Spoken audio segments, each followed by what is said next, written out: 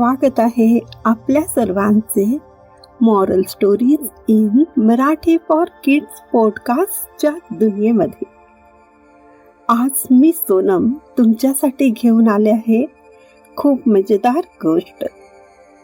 चला तर ऐकूया. वाट पाहताय ना गोष्टीची? तर गोष्टीचं नाव आहे पर्वत आणि उंदीर. एकदा एक पर्वत आणि उंदीर यांच्यात वाद सुरू झाला. श्रेष्ठ कोण यावर ते भांडत होते.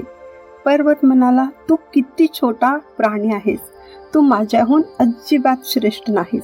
उंदीर पटकन म्हणाला, मला माहीत आहे की मी तुझ्या एवढा मोठा नाही, पण तू तरी कुठे माझ्या एवढा लहान आहेस. पर्वत म्हणाला, मोठ्या आकाराचे अनेक फायदे असतात. मी मोठा असल्याने आकाशात वाहणाऱ्या ढगांना अडवू शकतो.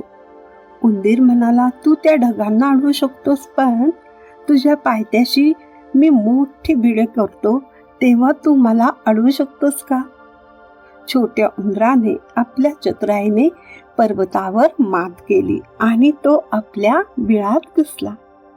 तात्पर्य, छोटा असो की मोठा, प्रत्येकाला स्वतःचे महत्त्व असतेच. तुम्हाला ही गोष्ट कशी वाटली आम्हाला नक्की कळवा. माझ्या आवाजात म्हणजे सोनमच्या आवाजात.